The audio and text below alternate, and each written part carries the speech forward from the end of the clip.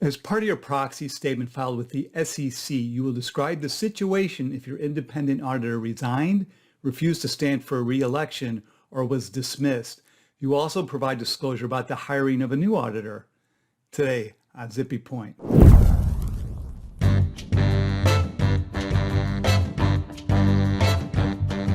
I'm Brock Romanek, and I'm a big fan of use. The legal requirements. Disclosure relating to changes in and disagreements with the independent auditors is elicited by item 304 of Regulation SK. This disclosure might be called for in at least 3 of 4 Exchange Act filings. You have item 9 of Part 2 of Form 10K. You have item 9D of Schedule 14A for the proxy statement, and then Rule 14A3B4 for the glossy annual report if it's not in the 10K, if it's cross-referenced to. And then you'll have an item 401 8K filing.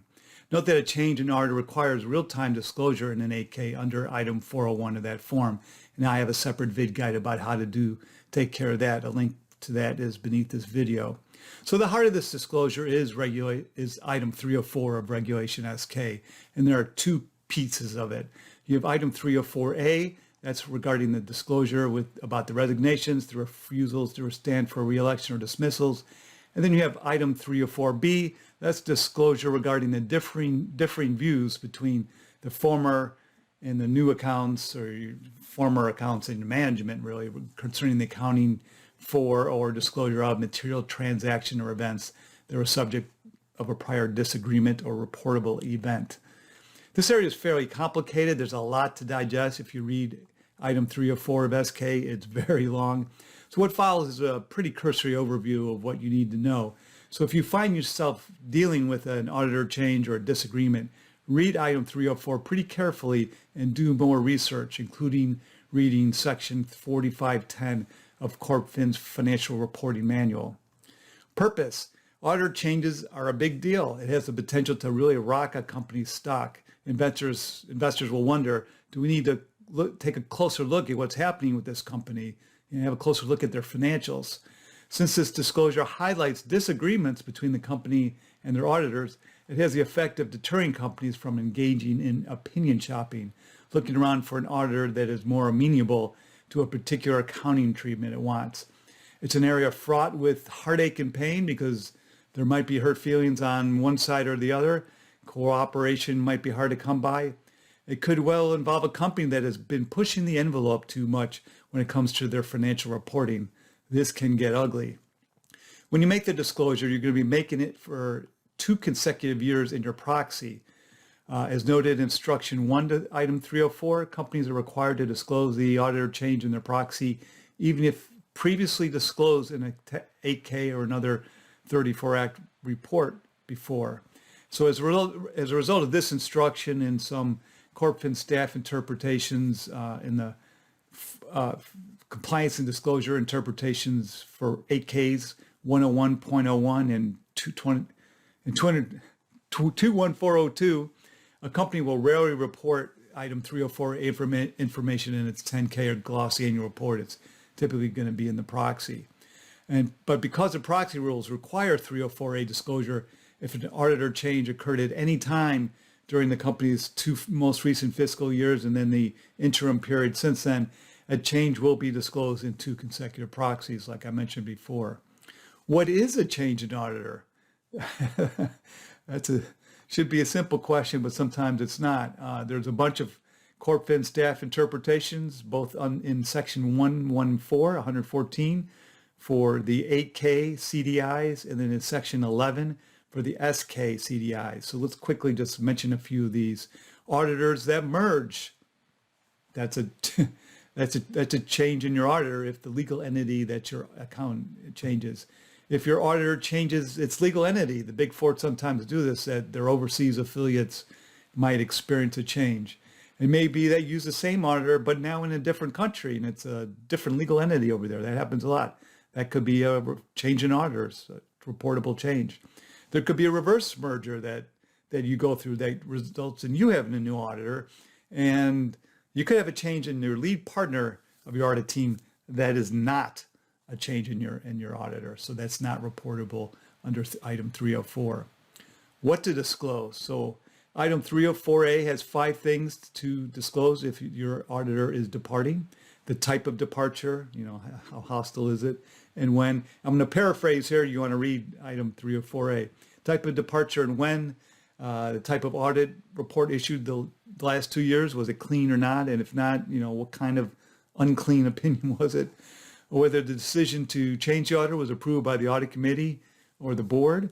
Whether there were disagreements between management and the auditor and the nature of them. And then whether certain reportable events happened in the nature of them. And we're going to talk about reportable events here in a moment. Under item 304A2, there are 2 to 3 things you have to disclose if you have a new auditor. Who's the new auditor and when that audit firm is hired. And then you'll also be disclosing a third thing, prior consultations with the new auditor, if you had any with them for the prior 2 years before you hired them. And so if you had prior consultations, you'll be disclosing that. If you didn't, then you don't have to worry about it. You do have to provide negative disclosure if there are no disagreements with the auditor during the most 2 fiscal years and that stub period, the subsequent interim. So if you don't have a disagreement, you have to disclose when you change your auditors. We didn't have a disagreement, but you don't have to provide negative disclosure for reportable events, which we'll talk about in a minute. As noted in this Corp Fin staff interpretation, if an auditor issues an audit report in the last 2 fiscal years with an explanation, a paragraph regarding the company's ability to continue as a going concern, this must be disclosed. According to item 304A14, the disagreements disclosure must include both disagreements that have been resolved and those that have been not resolved. So even if you've resolved your disagreements with your former auditor, you still have to provide this disclosure. What is a disagreement? Here you get some instruction from instruction 4 of item 304. As it says, it's pretty broad. Disagreements don't include initial differences of opinion based on incomplete facts or preliminary information that were later resolved to the auditor's satisfaction. Disagreements required to be disclosed occur at the decision-making level, the more senior people, both in the company and the auditor. So if there's a disagreement between junior people, that doesn't rise to the disclosable threshold yet. Instruction 5 to item 304 though notes that the disagreement doesn't have to be in writing. It can be oral. So this is overall pretty broad. Read the instructions and you'll see. Okay, let's talk about what is a reportable event. Item 304A15 requires disclosure of certain reportable events, and there's 4 types of those. And I'm going to paraphrase again: internal controls problems, management's representations can't be relied upon, the audit scope needs to be significantly expanded, and information has arisen that materially impacts prior audit reports or the financials. There's some Corp Fin staff interpretations that flesh these out a little bit more. This one's regarding internal controls issues. If the company fixes the issues about internal controls before the end of the subsequent interim period, the remediation does not relieve the company from the requirement to make this a reportable event disclosure. So you're out of luck there. In this Corp Fin staff interpretation, if the auditor advises the company that there's a material weakness in internal controls, that's a reportable event that triggers the first of the 4 categories.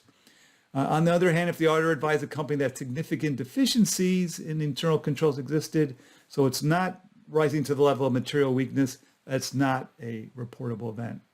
As noted in this Corp Fin staff interpretation, if the auditor issued a report on the company's internal controls in the last 2 fiscal years that contain an explanatory paragraph, that's not reportable. But an adverse opinion on internal controls is. So you got a roadmap here with internal controls. But if you got internal controls issues, you're going to want to read this stuff closely. You have to give your departing auditor a chance to review your draft proxy disclosure. Item 304A3 requires that you provide this draft disclosure no later than the day it's filed with the SEC. But in practice, of course, you have to give that draft disclosure to the departing auditor much earlier so they have time to process it, because they need time to process it because the company is also required to request from the former auditor a letter that the former auditor addresses to the SEC. So the former auditor sends a letter to the SEC and they give the company a copy. about whether it agrees with your disclosures, and if not, specifying why they disagree with what you're proposing to disclose in your proxy. And then the company files that former auditor's letters as an exhibit to its SEC filing. There are additional procedures and filing requirements set forth in item 304A3 that you'll want to become familiar with. If you're in this situation, you're required to meet, check those out. Remember, you're likely now dealing with an adverse or even a hostile relationship. The auditor is no longer your beck and call, so they might not be willing to give you a letter. They might not be willing to review your draft proxy disclosure. And then that's what you have these additional procedures in item 304 telling you what to do, and the corporate staff interpretations address them as well. This stuff's a nightmare, trust me. I can't even explain it. All right, new auditor. Pursuant to item 304A2, the company must disclose who the new auditor is and the effective date of the engagement. In addition, like I mentioned earlier, you're required to disclose certain consultations that the company has had with this new auditor for the 2 most recent fiscal years, plus any subsequent interim period before the new auditor was hired. These types of prior consultations include if they give you some advice on a proposed or completed transaction, maybe they looked at your audit, look at the literature and figure out what type of consultations fall in this boat. If these types of consultations have occurred, you have to give the new auditor, you request a letter from the new auditor about your planned disclosure about the new auditor, and that has to be filed as an exhibit to your SEC filing as well. So the best way to find sample proxy disclosures for auditor changes is to find an item 4.018K and then look at the next proxy filed by that same company, because they're going to be required to disclose things about it for the next 2 proxy statements. So for example, here's an 8K filed by a company that changed its auditor and disclosed that it was a result, there was a disagreement with the former auditor over a material weakness in internal controls. And then here's the disclosure in the next proxy from that company in the section about ratifying the selection of the new auditors. And you can see the disclosure is similar to the 8K disclosure, but it's not identical.